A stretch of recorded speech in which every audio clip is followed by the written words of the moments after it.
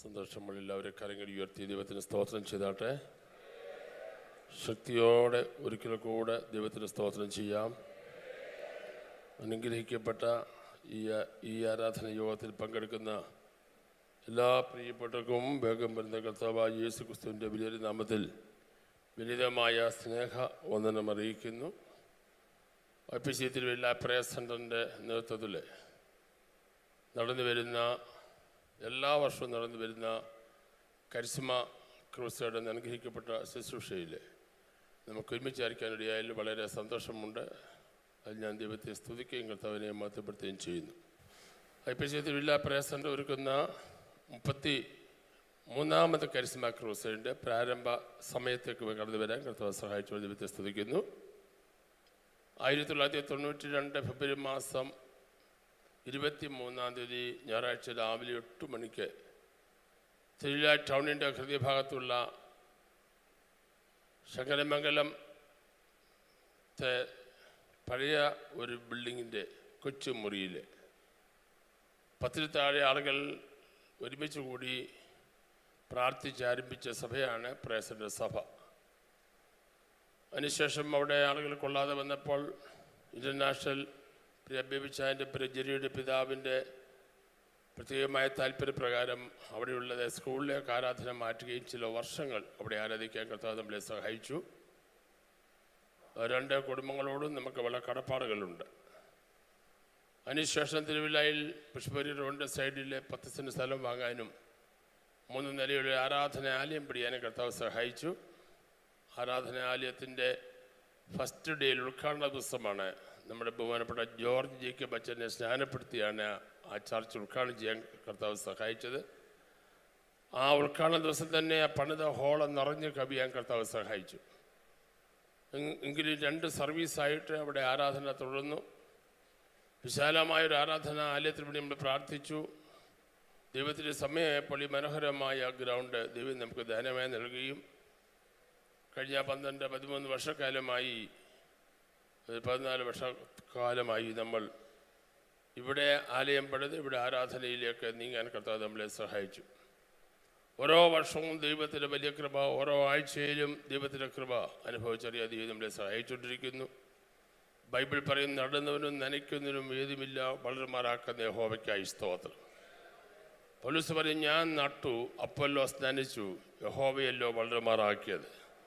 നടുന്നതിൽ വലിയ കാര്യമില്ല, വളരുമാറാക്കുന്ന ദൈവത്തിലാണ് ഏറ്റവും വലിയ കാര്യം. അതുകൊണ്ട് ദൈവത്തിൻ്റെ മഹാകൃപയുടെ പുകഴ്ചയ്ക്കോ പ്രശംസയ്ക്കോ ആർക്കും ഇവിടെ സ്ഥാനമില്ല. പാസ്റ്റർക്കോ വിശ്വാസികൾക്കോ തിരുവല്ല പട്ടണത്തിൽ ദൈവം നമ്മളെ വിളിച്ചത് ഒരു പ്രത്യേക വിളിയോട് കൂടിയാണ്. നമ്മൾ ലക്ഷ്യം 1000 കുടുംബങ്ങൾ, 1000 സുവിശേഷന്മാർ എന്നുള്ളതാണ്. ആ ലക്ഷ്യത്തിലേക്ക് ദൈവം നമ്മളെ നയിക്കുമെന്ന് എനിക്ക് പൂർണ്ണ വിശ്വാസമുണ്ട്. ദൈവത്തിൻ്റെ വരവിന് താമസമെങ്കിൽ നമ്മൾ ജീവനോടിരിക്കുമ്പോൾ തന്നെ ആ ഉയർച്ചകൾ, ആ വളർച്ച, ആത്മാക്കളുടെ വരവ് നമ്മൾ കാണും എന്ന് എനിക്ക് പൂർണ്ണ വിശ്വാസമുണ്ട്. ദൈവം നമ്മളുടെ കൂടെ ഉണ്ടെങ്കിൽ എല്ലാം സാധ്യമായി തീരും. സഭ ആരംഭിക്കുക തന്നെ പത്രോസിൻ്റെ ആദ്യത്തെ പ്രസംഗത്തിൽ തന്നെ 3000 പേരാണ് രക്ഷിക്കപ്പെട്ട സഭയോട് ചേർന്നത്. ഇവിടെ മലയാളി കൺസെപ്റ്റിൽ 50 പേരിൽ കൂടുതലുള്ള ആളുകൾ നമുക്ക് മനസ്സിൽ ചിന്തിക്കാൻ പറ്റത്തില്ല. സഭ അങ്ങനെ നമ്മുടെ മനസ്സിൽ ആരോ കുത്തിവെച്ച് കളഞ്ഞു. 50 പേരാണ് ഏറ്റവും വലിയ സഭ. കൂടി വന്നാൽ 100 കൂടാൻ പാടില്ല, കൂടിയ വഴക്കുണ്ടാകും, ബഹളമുണ്ടാകും, പ്രശ്നമുണ്ടാകും എന്ന് പറഞ്ഞ് ആളുകളെ ഭിന്നിപ്പിക്കുകയും ഐക്യത നഷ്ടപ്പെടുത്തുകയും ചെയ്യുന്ന രീതിയാണ് നമ്മുടെ കേരളക്കരയിൽ കാണുന്നത്. എന്നാൽ വിദേശ രാജ്യങ്ങളിലേക്ക് പോകുമ്പോഴാണ് നമുക്ക് സഭയുടെ വളർച്ച കാണാൻ കഴിയുന്നത്. അമേരിക്കൻ ഐക്യനാടുകളിലെ മറ്റ് രാജ്യങ്ങളിലൊക്കെ 10,000 കൂടുന്ന സഭകളുണ്ട്. ഞാൻ 95-ൽ അമേരിക്കയിലെ ജോൺ ഓസ്റ്റിൻ്റെ ചർച്ചിൽ ചെന്നപ്പോഴാണ് എൻ്റെ മനസ്സിന് ഒരു വലിയ ചേഞ്ച് ഉണ്ടാകാനിടയാത്തത്. ഞാൻ 80-100 പേരും മാത്രമുള്ള സഭകൾ കണ്ടുകൊണ്ടിരുന്ന ഞാൻ അവിടെ ചെന്നപ്പോൾ ഒരു സ്വപ്ന ലോകത്തിലാണോ ഇരിക്കുന്നതെന്ന് എനിക്ക് തോന്നിപ്പോയി. 1000 കൂടുന്ന സഭ, 10,000 കൂടുന്ന സഭ, ആമേൻ, ആയിരക്കണക്കിന് വണ്ടികൾ പാർക്ക് ചെയ്യാനുള്ള കാർ പാർക്കിംഗ് ഏറിയ, ആമേൻ, ആളുകൾ ആവേശത്തിൽ വന്ന് ദൈവത്തെ ആരാധിക്കുന്നത്. ഇന്നും അങ്ങനെ സഭയുണ്ടോ എന്ന് ചിന്തിക്കത്തക്കോണമുള്ള ഒരു വിശാലമായ ഒരു കാഴ്ചപ്പാട് ദൈവം നൽകി തന്നു. കൊറിയയിൽ ഡോക്ടർ പോൾ യോങ് ജോസ് ശുശ്രൂഷിക്കുന്ന സഭയിൽ 8 ലക്ഷം പേര് അവിടെ ദൈവത്തെ ആരാധിക്കുമെന്ന് പറയുമ്പോൾ നമുക്ക് ചിന്തിക്കാൻ പോലും കഴിയുന്നില്ല. നിങ്ങൾക്കറിയാം, ഇപ്പോൾ നോർത്ത് ഇന്ത്യയിൽ നടന്നുകൊണ്ടിരിക്കുന്ന ഒരു കുംഭമേള നടന്നുകൊണ്ടിരിക്കുകയാണ്. കഴിഞ്ഞ ആഴ്ച വരെ 6 കോടി ആളുകളാണ് അവിടെ സ്നാനമെടുത്തത്. 6 കോടി ആളുകൾ. നിങ്ങൾക്ക് ഇമാജിൻ ചെയ്യാൻ പറ്റുന്നുണ്ടോ? 6 കോടി ആളുകളാണ് അവിടെ സ്നാനമെടുക്കാനായിട്ട് റെഡിയായി തീർന്നത്. അപ്പോൾ മനസ്സിലാകേണ്ട കാര്യം, ഇത്രയും ആളുകൾ അവരുടെ ഒരു കൂട്ടായ്മയ്ക്ക് കൂടാൻ കഴിയുന്നെങ്കിൽ നമ്മുടെ ഒക്കെ കൂട്ടായ്മയിൽ 50-100 പേരെ എന്ന് പറയുന്ന ആ രീതി എത്ര ബാലിശ്യമാണ് എന്ന് എനിക്ക് ചിന്തിക്കാൻ കഴിയാത്ത വരും. ആളുകളെ കൂടുന്നതിലെല്ലാ കാര്യം ആത്മാക്കളുടെ ഐക്യതയാണ് ഏറ്റവും വലിയ കാര്യമെന്ന് നമ്മൾ മനസ്സിലാക്കണം. അതുകൊണ്ട് നമ്മുടെ മനസ്സ് വിശാലമാകണം. വിശാലമായൊരു കാഴ്ചപ്പാട് നമുക്കുണ്ടാകണം. വിശാലമായ കാഴ്ചപ്പാട് ഉണ്ടാകുമ്പോൾ നമ്മുടെ അതിരുകളില്ലാതെ ദൈവം നമ്മളെ അനുഗ്രഹിക്കുകയും സഹായിക്കുകയും ചെയ്യും. ലോക ജനസംഖ്യ വെച്ച് നോക്കുമ്പോൾ, കേരളത്തിലെ ജനസംഖ്യ വെച്ച് നോക്കുമ്പോൾ നമ്മുടെ സഭകളിലെ അംഗസംഖ്യകൾക്ക് വളരെ തുച്ഛമാണ്. ഒരാത്മാവിൻ്റെ വില സർവ്വലോകത്തെക്കാൾ വിലയേറിയെന്ന് ദൈവത്തിൻ്റെ വചനം പറഞ്ഞിരിക്കുകയാണ്. അതുകൊണ്ട് നമുക്കൊരു വിശാലമായ കാഴ്ചപ്പാട്. ഞാൻ മാത്രം പോരാ, എന്നെപ്പോലെ നശിച്ചു പോകുന്ന ആളുകൾ, തീയിലേക്ക് ഒഴുകുന്ന ആളുകളുണ്ട്. അവരെ കൂടെ ചേർത്ത് പിടിക്കണം. ഞാൻ മരിക്കുന്നതിന് മുമ്പ് അവരെ കൂടെ കർത്താവിലേക്ക് നയിക്കണം. ഞാൻ മാത്രം, നമുക്കെല്ലാം ഉണ്ടൊരു സേഫ്റ്റി കോർണർ. ഞാനും എൻ്റെ കുടുംബവും മാത്രമുള്ളൊരു പ്രശ്നങ്ങളില്ലാത്തൊരു ജീവിതം, ഞാനും എൻ്റെ സഭയും മാത്രമുള്ള പ്രശ്നങ്ങളില്ലാത്തൊരു ജീവിതം. ഇതാണ് പലപ്പോഴും നമ്മുടെ മനസ്സിൽ കയറുന്ന കാര്യം. അതാകരുത് നമുക്ക്. മറ്റുള്ളവരെ കൂടെ ചേർത്ത് പിടിക്കുവാൻ, അസുരനെ ആലംബഹീനരെയും ചേർത്ത് പിടിക്കാനുള്ള മനസ്സ് നമുക്കുണ്ടായിരിക്കണം. വിശാലമായ കാഴ്ചപ്പാടുണ്ടായിരിക്കണം. വിശാലമായ കാഴ്ചപ്പാട്. നിങ്ങൾക്കറിയാം, മദർ തെരേസ എന്ന സ്ത്രീ, അവർ ഒരാഴ്ച കൊണ്ട് കോടിക്കണക്കിന് അസുരനായിട്ടുള്ള ആലംബഹീനായിട്ടുള്ള മനുഷ്യരെ ചേർത്ത് പിടിച്ചു. ലോകരാജ്യങ്ങളിലെ 130 രാജ്യങ്ങളിലാണ് അവർ അനാഥശാലകൾ നിറഞ്ഞു നിൽക്കുന്നത്. ആ ഒരു കാഴ്ചപ്പാടോടെ ഇറങ്ങിയപ്പോൾ അതിനുള്ള വഴികളൊക്കെ ദൈവം തുറന്നു കൊടുത്തു. നമ്മുടെ കാഴ്ചപ്പാട് വലുതാണെങ്കിൽ അതനുസരിച്ച് പ്രവർത്തിപ്പാൻ നമ്മുടെ ദൈവത്തിന് കഴിയും. അതുകൊണ്ട് നമ്മളെ കുറച്ച് കഞ്ഞിയും ചോറും കഴിച്ചു, പിള്ളേരെ പഠിപ്പിച്ച് വിദേശത്ത് വിട്ടു, നമ്മുടെ കാര്യമെല്ലാം നടന്നു. അതുമാത്രമല്ല നമ്മൾ ലക്ഷ്യം. നമ്മൾ നമുക്ക് വേണ്ടി എന്ത് ചെയ്തു എന്നുള്ളതല്ല പ്രധാനപ്പെട്ട കാര്യം, നമ്മൾ ദൈവത്തിന് വേണ്ടി എന്ത് ചെയ്തു എന്നുള്ളതാണ് പ്രധാനപ്പെട്ട കാര്യം. ദൈവത്തിന് വേണ്ടി ചെയ്യുന്നത് മാത്രമേ നിലനിൽക്കത്തുള്ളൂ. ദൈവത്തിന് വേണ്ടി നിലനിൽക്കുന്നത് മാത്രമേ പ്രതിഫലമുള്ളൂ. അല്ലാതെ ഇവിടെ നമ്മൾ എന്തോ ഇവിടെ വലിയ കാര്യം പഠിച്ചാലും വലിയ വീട് വെച്ചാലും എന്തെല്ലാം സൗകര്യത്തിൽ ജീവിച്ചാലും ജീവൻ പോകുമ്പോൾ, ശ്വാസം പോകുമ്പോൾ ശവക്കുരു കൊണ്ട് തീരുന്നതാണ്. ഹാർട്ട് സർജൻ KM ചെറിയാൻ കഴിഞ്ഞ ദിവസം നിത്യതയിൽ പ്രവേശിച്ചു. ഇന്ന് ജീവിച്ചിരിക്കുന്നതിൽ വെച്ച് ഏറ്റവും ഹാർട്ട് സംബന്ധമായിട്ടുള്ള ഓപ്പറേഷനും അതിൻ്റെ സംവിധാനങ്ങളും ഇന്ത്യയിലെ ഏറ്റവും ഭംഗിയാൻ നിലയിച്ചതൊരു മനുഷ്യനാണ്. നല്ല പേരെടുത്തു, പക്ഷേ ഭൂമിയിൽ നിന്ന് മാറ്റപ്പെട്ടു. എത്ര പ്രശസ്തിയുടെ ഉന്നതങ്ങളിൽ നമ്മൾ കയറിയാലും ഒരു കാര്യം മാത്രമല്ല, മരണം വരുമ്പോൾ നമ്മൾ പോകും. ഓരോരുത്തരായിട്ടാണ് മരിക്കുന്നത്, പക്ഷേ സാർവത്രികമായ മരണം സംഭവിക്കുകയാണ്. ഒരു തലമുറ പോകുന്നു, മറ്റൊരു തലമുറ വരുന്നു. ഓരോരുത്തരായി മരിക്കുമ്പോൾ നമ്മളൊരു അച്ഛൻ പോയി, അമ്മമ്മ പോയി, ശരിയാ. പക്ഷേ പല ദിവസങ്ങളായി പലര് പോകുമ്പോൾ മനസ്സിലാകുന്ന കാര്യം, ഓരോ തലമുറ തുടച്ചു മാറ്റപ്പെടുകയാണ്. നിങ്ങൾക്ക് വിഷമം ഉണ്ടായാലും ഇല്ലെങ്കിൽ ഒരു കാര്യം ഞാൻ പറയുന്നു, അടുത്ത 50 വർഷം കഴിയുമ്പോൾ നമ്മളാരും ഇവിടെ കാണത്തില്ല. നമ്മളെല്ലാവരും ചാറ്റാ പറഞ്ഞു പോകും. എന്നാൽ ദൈവത്തിൻ്റെ വചനം മാത്രമേ നിലനിൽക്കത്തുള്ളൂ. കരമടിച്ച ദൈവത്തിന് നന്ദി പറഞ്ഞാട്ടെ. കരങ്ങൾ അടിച്ച് അല്പസമയം എല്ലാവരും ദൈവത്തിന് സ്തോത്രം പറഞ്ഞേ. ശക്തിയോടെ ദൈവത്തിന് സ്തോത്രം പറ. അഭിഷേകത്തോടെ ദൈവത്തിന് സ്തോത്രം പറ. ദൈവത്തിൻ്റെ അഭിഷേകത്തിനും ദൈവത്തിൻ്റെ ശക്തിക്കും മുൻതൂക്കം കൊടുക്കുമ്പോൾ അതിനെ വളരെ ഗൗരവമായി കാണുമെന്ന് ഓർപ്പിക്കുകയാണ്. നമ്മുടെ സഭയെ സംബന്ധിച്ചോളം ദൈവത്തിന് വലിയ പദ്ധതികളുണ്ട്. ഞാനത് പൂർണ്ണമായി വിശ്വസിക്കുന്നു. ഇതൊരു ബേസിക്കായിട്ടൊരു പ്ലാറ്റ്ഫോം മാത്രമാണ്. ഒരു വലിയ വളർച്ച നമ്മുടെ മുമ്പിലുണ്ട്. ഒരു വലിയ സഭയാകുക എന്നുള്ളതല്ല നമ്മുടെ ലക്ഷ്യം, പക്ഷെ ആത്മക്കൾ കൂടുക എന്നുള്ളത് നമ്മുടെ ലക്ഷ്യം. അതുകൊണ്ട് തെക്കുനിന്നും വടക്കുനിന്നും കിഴക്കുനിന്നും പടിഞ്ഞാറുനിന്നും നോഗയുടെ പട്ടണത്തിൽ കാട്ടുമൃഗങ്ങൾ ഒക്കെ ഓടിക്കേറിയതുപോലെ ദൈവത്താൽ തിരഞ്ഞെടുക്കപ്പെട്ട ആയിരക്കണക്കിന് ആളുകൾ, ലക്ഷക്കണക്കിന് ആളുകൾ ഈ ദിവസങ്ങളിൽ യേശുവിനെ കാണുവാൻ കാരണമായി തീരണം. കുംഭമേളയ്ക്ക് 6 കോടി ആളുകൾക്ക് കൂടാമെങ്കിൽ എന്തുകൊണ്ട് ദൈവസഭയിൽ ഒരു 10,000 പേർക്ക് കൂടിക്കൂടാ? ദൈവത്തിന് സ്തോത്രം. നമ്മളതിനെ വളരെ ഗൗരവമായി കാണുകയും അതിനുവേണ്ടി ദൈവത്തോട് പ്രാർത്ഥിക്കുകയും ചെയ്യണം. കർത്താവേ, ആത്മാക്കളുടെ ഉറവ ഞങ്ങൾക്ക് തുറക്കണമേ. ഒരു കാര്യം ഞാൻ പറയാം, ഉണർവുണ്ടായാൽ ആർക്കും തടഞ്ഞു നിർത്താൻ ഒക്കാതെ വണ്ണം ആത്മാക്കളെ തരാൻ നമ്മുടെ ദൈവശക്തനാണ്. അതിനുവേണ്ടി ഒരു ആകാംക്ഷ നമുക്കുണ്ടാകണം.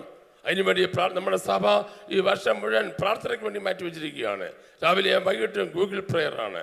ആമേൻ. എല്ലാ ദിവസവും 365 ദിവസവും 2 പേര് വീതമുള്ളതായ ഉപവാസ പ്രാർത്ഥന നമ്മൾ ക്രമീകരിച്ചിരിക്കുകയാണ്. ഈ വർഷം മുഴുവൻ നമ്മൾ പ്രാർത്ഥനയ്ക്ക് വേണ്ടി മാറ്റി വെച്ചിരിക്കുകയാണ്.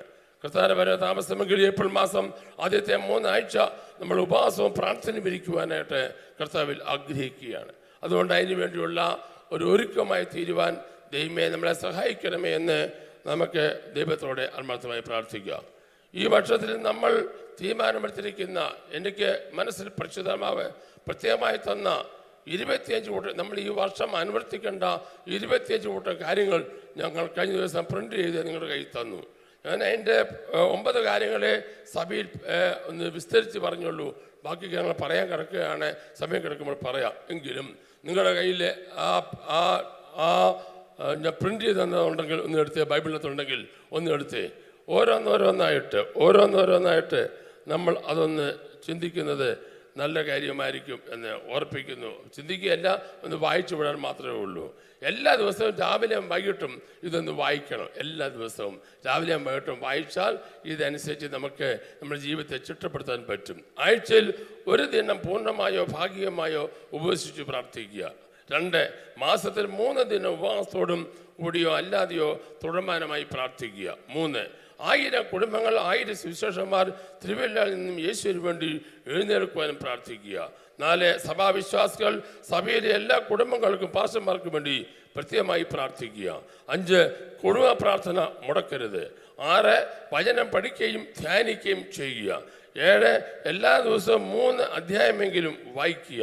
8, സുവിശേഷ വേലയ്ക്ക് ഉദാരമായ സംഭാവനകൾ നൽകുക. 9, ജീവകാരുണ്യ പ്രവർത്തനങ്ങളിൽ ഏർപ്പെടുക. 10, സുവിശേഷീകരണത്തിന് ആഴ്ചയിൽ 1 ദിവസം മാറ്റിവെച്ച് 2 വ്യക്തിയോടെങ്കിലും സുവിശേഷം പറയുവാൻ ശ്രമിക്കുക. 11, വിശ്വാസത്തിന്റെ വാക്കുകൾ സംസാരിക്കുക.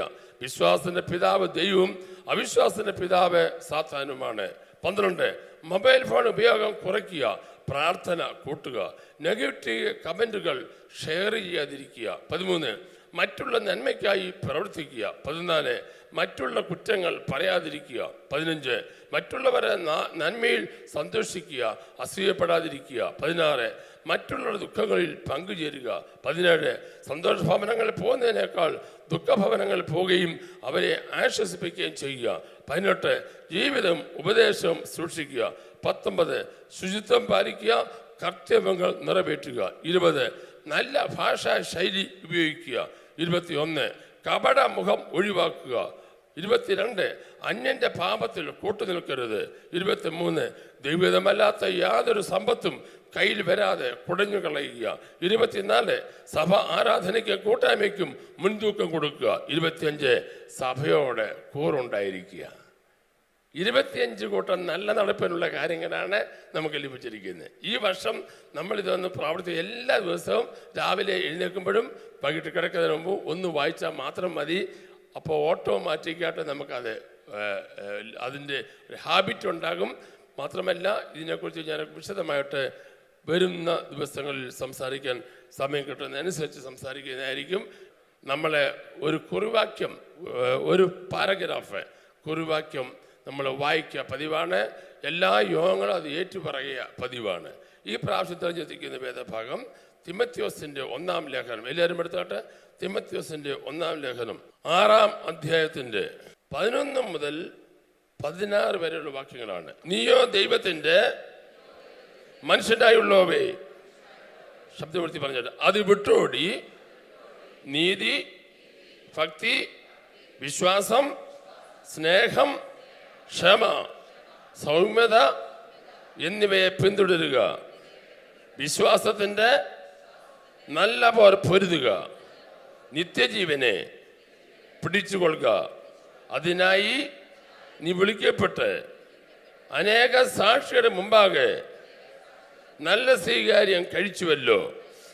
നീ നിഷ്കളങ്കനും നിർവ്വാദ്യനുമായി ഈ കൽപ്പന നമ്മുടെ കർത്താവായ യേശുവിൻ്റെ പ്രത്യക്ഷത വരെ പ്രമാണിച്ചു കൊള്ളണം എന്നിങ്ങനെ സകലത്തെയും ജീവിപ്പിക്കുന്ന ദൈവത്തെയും പൊന്തിയോസ് പീലാത്തോസിന്റെ മുമ്പിൽ നല്ല സ്വീകാര്യം കഴിച്ച ക്രിസ്തുയേശുവിനെ സാക്ഷി വെച്ച് ഞാൻ നിന്നോട് ആജ്ഞാപിക്കുന്നു. അടുത്തത് ശബ്ദം ഉയർത്തി വായിക്കണം. ധന്യനായ ഏകാധിപതിയും രാജാതി രാജാവും കർത്താതി കർത്താവും താൻ മാത്രം അമർത്യതയുള്ളവനും അടുത്തുകൂടാത്ത വെളിച്ചത്തിൽ വസിക്കുന്നവനും മനുഷ്യരാരും കാണാത്തവനും കാണാൻ കഴിയാത്തവനുമായവൻ തക്ക സമയത്ത് ആ പ്രത്യക്ഷത വരുത്തും. അവന് ബഹുമാനവും നിത്യബലവും ഉണ്ടാകുമാറാകട്ടെ. ഉറക്കെ പറഞ്ഞേ ആമേൻ. ആമേൻ നിങ്ങളുടെ ഓശാരമൊന്നുമല്ല, എന്നെ എഴുതിയിട്ടുണ്ട്. ചില വർത്തമാനം കേട്ടിട്ട് ഞങ്ങളുടെ ഓശാരമാണ് ആമേൻ എന്ന്. അല്ല, ആ വാക്യത്തിൻ്റെ അടിയിൽ എഴുതിയിട്ടുണ്ടോ? ഉണ്ടോ ഇല്ലയോ? അങ്ങനെയാണെങ്കിൽ 3 പ്രാവശ്യം ഉറക്കെ ആമേൻ പറഞ്ഞേ ആമേൻ ആമേൻ ആമേൻ. എന്നെ ഇന്നലെ രാത്രി ഞാൻ പ്രാർത്ഥിച്ച ദൈവം എനിക്ക് തന്നൊരു വചനം, എന്നെ ശക്തമായ വചനം വായിച്ചത് എന്തുവാ? നമ്മുടെ ദൈവത്തിൻ്റെ ആ പരമാധികാരത്തെ വെളിപ്പെടുത്തുന്ന ആ ശക്തി. പൊന്തിയോസ് പീലാത്തോസിന് മുമ്പിൽ നല്ല സ്വീകാര്യം കഴിച്ച നമ്മുടെ കർത്താവിനെ കുറിച്ച് എത്ര വർണ്ണിച്ചാലും അധികമാകത്തില്ല. അത് കർത്താതി കർത്താവും താൻ മാത്രം അമർത്യതയുള്ളവനും അടുത്തുകൂടാത്ത വെളിച്ചത്തിൽ വസിക്കുന്നവനും മനുഷ്യരാരും കാണാത്തവനും കാണാനും കഴിയാത്തവനുമായവൻ തക്ക സമയത്ത് ആ പ്രത്യക്ഷത വരുത്തും. ആമേ. കൈയടിച്ച് സ്തോത്രം പറ. ആ പ്രത്യക്ഷത വരുത്തും. കൈയടിച്ച് ഉറക്കെ സ്തോത്രം പറ. പക്ഷേ ആ പ്രത്യക്ഷതയിൽ പോണമെന്നുണ്ടെങ്കിൽ നീ അത് വിട്ടോടണം. അതാ വിഷയം. ആദ്യം തുടങ്ങുന്നതന്നെ അത് വിട്ട് നടക്കണമെന്നാന്നോ? പാമ്പിനെ കാണുമ്പോൾ നമ്മൾ എന്ത് ചെയ്യുന്നു? ഈ പാമ്പനെ കണ്ടോ നോക്കിക്കൊണ്ടിരിക്കുവോ? പിന്നെ അടുത്ത പറമ്പിൽ നോക്കിയാൽ മതി. നമ്മളെ പരക്കം പാഞ്ഞു പോവും. കാരണം പാമ്പിനെ കാണുമ്പോൾ എന്ത് ചെയ്യും? ഓടും. ആന പ്രാന്തരത്ത് വന്നാൽ നോക്കിക്കൊണ്ടിരിക്കുവോ? സ്ഥലം വിടും. പുലി കടിക്കാൻ വരുമ്പോൾ നോക്കി നിൽക്കുവോ? ഇല്ല. അതേ ആമേൻ. ആ എന്തോ അർത്ഥം അതിന് കൊടുത്തിരിക്കുന്നത് വിട്ടോടണമെന്ന്. എന്നാച്ചാ വിട്ടോടേണ്ടത്? 10ാമത്തെ വാക്യം. ദിവ്യാഗ്രഹം സകലവിധ ദോഷത്തിനും മൂലമല്ലോ. ഇത് ചിലർ കാംക്ഷിച്ചിട്ട് വിശ്വാസം വിട്ടുടന്ന് ബഹുദുഃഖങ്ങൾക്ക് അധീനരായി തീർന്നു.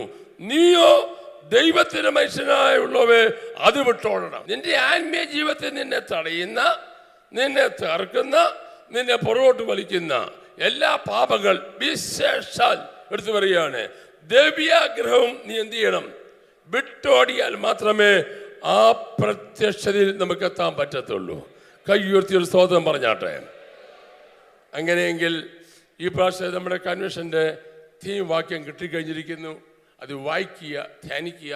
ദേവദാസന്മാർ സംസാരിക്കുമ്പോൾ അതിൽ കൂടെ സംസാരിക്കാൻ ദൈവം ഇടവരുത്തട്ടെ എന്നും ഞാൻ ആത്മാർത്ഥമായി പ്രാർത്ഥിച്ചുകൊണ്ട് ഈ 33ാമത്തെ ക്രൂസേഡ് പ്രാർത്ഥിച്ച് ഇവിടെ ഉദ്ഘാടനം ചെയ്യുകയാണ്. എല്ലാവർക്കും ദൈവത്തിൽ എഴുന്നേറ്റ് നിൽക്കാൻ കർത്താവിനെ സ്തോത്രം ചെയ്യുന്നു. എല്ലാവർക്കും എഴുന്നേറ്റ് നിൽക്കാം. എല്ലാവരും കൈകൾ ഉയർത്തി പിടിച്ചാൽ. കർത്താവേ, സ്വർഗസ്ഥനായ ഞങ്ങളുടെ പിതാവേ, ഞങ്ങൾ ചേർന്ന് നിസലേക്ക് വരുന്നു. ഞങ്ങൾക്ക് ഈ വർഷവും ക്രൂസേഡ് നടത്താനായിട്ട് ദൈവം ഒരുക്കിയ അവസരത്തിനായി സ്തോത്രം. കഴിഞ്ഞ വർഷങ്ങളിലെല്ലാം ഞങ്ങളെ അനുഗ്രഹിച്ച ദൈവമേ, ഈ വർഷവും ഞങ്ങളെ നീ അനുഗ്രഹിക്കുന്നതിനായി സ്തോത്രം. ഇന്നിവിടെ ആരംഭിക്കുന്ന യോഗങ്ങൾ കർത്താവെ അടുത്ത ഞായറാഴ്ച ഉച്ച വരെ കണ്ടിന്യൂസ്വായി തുടരാൻ കർത്താവ് സഹായിക്കണമേ. പകൽ മേഘസ്തംഭത്തിലും രാത്രി അഗ്നിസ്തംഭത്തിലും ഇസ്രായേൽ മക്കളെ 40 വർഷം നടത്തിയ ദൈവം ഞങ്ങളെ ഈ ഒരാഴ്ച മുഴുവൻ ജയത്തോടെ നടത്തണമേ. മഴയോ മറ്റ് അസൗകര്യങ്ങളോ ബന്ധോ സ്ട്രൈക്കോ ഒന്നും ഉണ്ടാകാതെ, ഒരു തടസ്സമുണ്ടാകാതെ രാത്രി യോഗങ്ങളും പകൽ യോഗങ്ങളും ഒരുപോലെ അനുഗ്രഹിക്കപ്പെടുവാൻ കർത്താവ് സഹായിക്കണമേ. നിശ്ചയിക്കപ്പെട്ട ദേവദാസന്മാർ തക്ക സമയത്ത് വന്നു ചേരുവാൻ കർത്താവ് സഹായിക്കണമേ. വലിയൊരു ആത്മീയ ഉണർവ് ദൈവം അയക്കണമേ. ഇന്ന് വരെ കാണാത്ത അത്ഭുതങ്ങൾ ഞാൻ നടുവിലേക്ക് ദൈവം തെരുമാറാക്കണമേ എന്ന് പ്രാർത്ഥിക്കുന്നു. കർത്താവ് ഇന്ന് ഇവിടെ ഈ യോഗങ്ങളിൽ പാപിക്ക് രക്ഷിക്കപ്പെടട്ടെ, രോഗികൾ സൗഖ്യമാക്കട്ടെ, പിന്മാർക്കാരൻ മടങ്ങി വരട്ടെ, അത്ഭുതങ്ങൾ സംഭവിക്കട്ടെ. ഇന്ന് വരെ നടക്കാത്ത കാര്യങ്ങൾ ഇന്ന് ദൈവം നടത്തി കൊടുത്ത് അനുഗ്രഹിക്കണമേ എന്ന് പ്രാർത്ഥിക്കുന്നു. ഇതിൻ്റെ എല്ലാ ക്രമീകരണങ്ങളും അനുഗ്രഹിക്കുന്നു. ഇന്ന് വരെ നടത്തിയ ദൈവം നാളെ നടത്താനും ശക്തനാകിയാൽ സ്തോത്രം.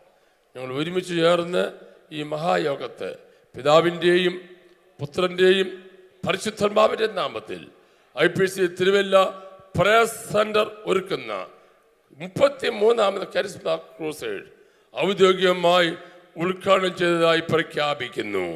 കൈകളടിച്ച് ദൈവത്തെ സ്തോത്രം ചെയ്താട്ടെ. ഇന്നു മുതൽ ദൈവത്തിൻ്റെ കൃപയും ദൈവത്തിൻ്റെ അനുഗ്രഹങ്ങളും ദൈവത്തിൻ്റെ അത്ഭുതങ്ങളും ഈ യോഗത്തിൽ വെളിപ്പെട്ടു വരുമാറാകട്ടെ. യേശു ക്രിസ്തുവിൻ്റെ നാമത്തിൽ തന്നെ. കരങ്ങളടിച്ച് ദൈവത്തിന് നന്ദി പറഞ്ഞാട്ടെ.